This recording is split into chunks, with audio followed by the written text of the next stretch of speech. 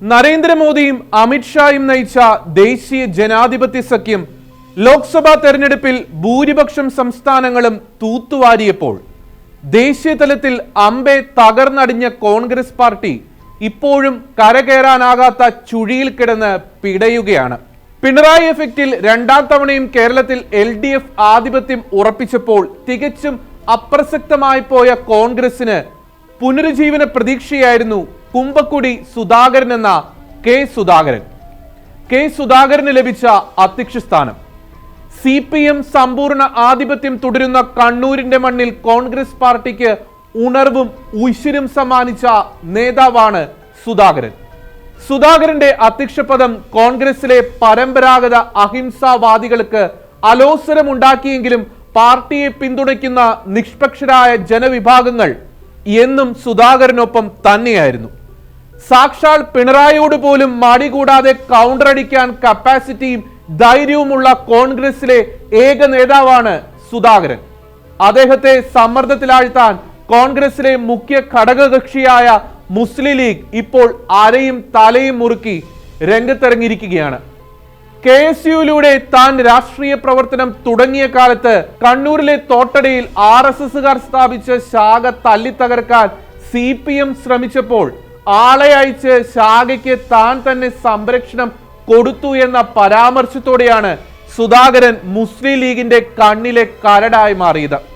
തൊട്ടു പിന്നാലെ വർഗീയ ഫാസിസ്റ്റുകളുമായി സന്ധി ചെയ്യാൻ പോലും തയ്യാറായ ആളാണ് ജവഹർലാൽ നെഹ്റു എന്ന് RSS നേതാവ് ശ്യാമപ്രസാദ് മുഖർജിയെ ആദ്യം മന്ത്രിസഭയിൽ ഉൾപ്പെടുത്തിയതിനെ അടിസ്ഥാനപ്പെടുത്തി ആ അപ്രിയ ചരിത്ര സത്യം വസ്തുനിഷ്ഠമായ തെളിവുകളുടെ അടിസ്ഥാനത്തിൽ സുധാകരൻ പറഞ്ഞതോടെയാണ് മുസ്ലിം ലീഗിന്റെ അസ്വസ്ഥതകൾക്ക് ആക്കം കൂടിയത്. ഇപ്പോൾ മുസ്ലിം ലീഗിനെ തണുപ്പിക്കാൻ കോൺഗ്രസ് നേതാക്കൾ സ്വന്തം പ്രസിഡന്റിനെ തന്നെ തള്ളി പ്രസ്താവനകൾ ഇറക്കുകയാണ്. അതിന് പറയുന്ന കാരണമാണ് ഏറെ രസകരം.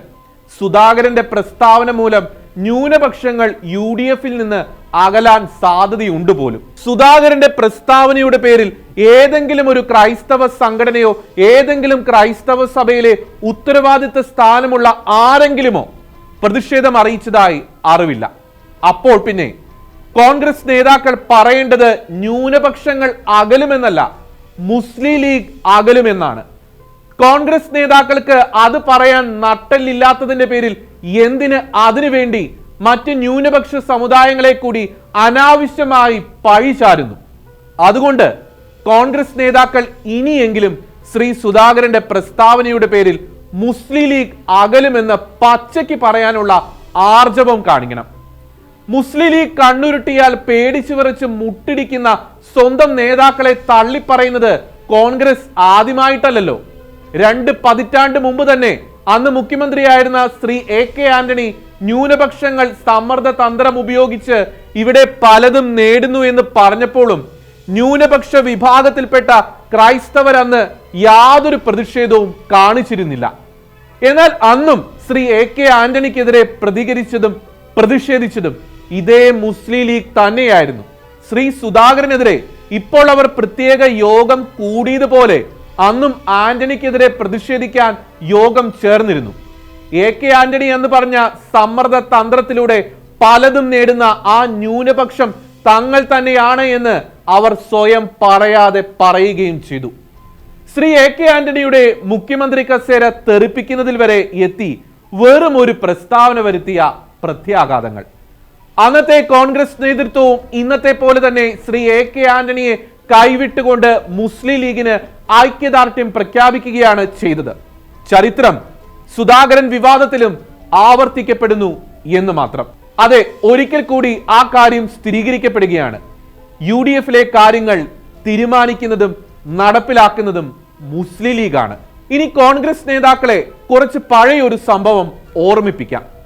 ആഗോള ക്രിസ്ത്യൻ സമൂഹത്തെ മുഴുവൻ ദുഃഖത്തിലാക്കി തുർക്കിയിലെ ഹാഗിയ സോഫിയ ദേവാലയം മോസ്കാക്കിയ സംഭവത്തെ കേരളത്തിലെ UDF ഘടകകക്ഷിയായ മുസ്ലിം ലീഗിന്റെ സമുന്നത നേതാവ് സാദിഖ് അലി തങ്ങൾ മുസ്ലിം ലീഗിന്റെ മുഖപത്രമായ ചന്ദ്രികയിൽ എഴുതിയ ലേഖനത്തിലൂടെ ന്യായീകരിക്കുകയാണ് ചെയ്തത്. അന്ന് ക്രിസ്ത്യൻ സമൂഹത്തിന്റെ മനസ്സിൽ ആഴത്തിൽ മുറിവേറ്റപ്പോൾ കോൺഗ്രസിന്റെ പ്രധാന വോട്ട് ബാങ്കായ ക്രിസ്ത്യൻ സമൂഹത്തിന് വേണ്ടി ഏതെങ്കിലും കോൺഗ്രസ് നേതാവ് ശബ്ദിച്ചിരുന്നോ? ആ ലേഖനം ക്രൈസ്തവ സമൂഹത്തെ വേദനിപ്പിച്ചു എന്നറിഞ്ഞപ്പോൾ ഏതെങ്കിലും മുസ്ലിം ലീഗ് നേതാവ് ക്ഷമാപണം നടത്തിയതായി അറിവില്ല. സാദിഖ് അലി തങ്ങൾ ലേഖനം പിൻവലിച്ചില്ല എന്ന് മാത്രമല്ല, വീണ്ടും തന്റെ പ്രവൃത്തിയെ ന്യായീകരിക്കുകയാണ് ചെയ്തത്. കോൺഗ്രസിന്റെ പ്രധാന വോട്ട് ബാങ്കായ ക്രൈസ്തവർക്ക് മനസ്സിന് മുറിവേറ്റതിന്റെ പേരിൽ ഒരു ക്ഷമാപണമെങ്കിലും നടത്താൻ ഏതെങ്കിലും കോൺഗ്രസ് നേതാവില്ല. ശ്രീ AK ആന്റണിയുടെ കാര്യത്തിലാണെങ്കിലും ഇപ്പോൾ ശ്രീ K സുധാകരന്റെ കാര്യത്തിലാണെങ്കിലും സത്യങ്ങൾ പറഞ്ഞ നേതാക്കളെ മുസ്ലിം ലീഗ് കണ്ണുരുട്ടിയതിന്റെ പേരിൽ കോൺഗ്രസ് തള്ളിപ്പറയുമ്പോൾ കോൺഗ്രസ് സഞ്ചരിക്കുന്നത് മുന്നോട്ടല്ല പുറകോട്ടാണ് എന്ന് വീണ്ടും ഓർമ്മിപ്പിക്കുകയാണ്.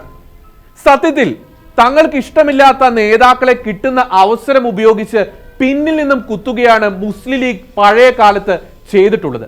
ഇന്നും അതേ കാര്യം ആവർത്തിക്കുന്നു എന്ന് മാത്രം. അത് മനസ്സിലാക്കാൻ കഴിയാത്ത കോൺഗ്രസ് നേതൃത്വത്തോട് സഹതാപം മാത്രം. ഇത്തരം ഭീഷണികളുടെ മുന്നിൽ കീഴടങ്ങി കേരളത്തിലെ കോൺഗ്രസ് വളർന്നോ അതോ തളർന്നോ എന്ന് ചരിത്രം തന്നെ മറുപടി പറയും. അതിനാൽ മുസ്ലിം ലീഗിന്റെ ഭീഷണികളെ തള്ളിക്കളഞ്ഞ് തന്റെ അഭിപ്രായം പൊതുവേദിയിൽ തുറന്നു പറഞ്ഞ ശ്രീ K സുധാകരന്റെ പിന്നിൽ ഒറ്റക്കെട്ടായി അണിനിരക്കുകയാണ് കേരളത്തിലെ കോൺഗ്രസ് ഇപ്പോൾ ചെയ്യേണ്ടത്. അതിന് ഒറ്റ കാരണമേ ഉള്ളൂ. ഈ വിഷയത്തിൽ സുധാകരനാണ് ശരി. സുധാകരന്റെ നിലപാടാണ് നിഷ്പക്ഷം. ഈ വിഷയത്തിൽ ലീഗ് പയറ്റുന്നത് വെറും സമ്മർദ്ദ തന്ത്രങ്ങൾ മാത്രമാണ്. AK ആന്റണിക്ക് സംഭവിച്ചത് K സുധാകരന് സംഭവിക്കാതിരിക്കട്ടെ. സുധാകരനെ വേണ്ടത് ഡൽഹിക്കല്ല, കേരളത്തിനാണ്.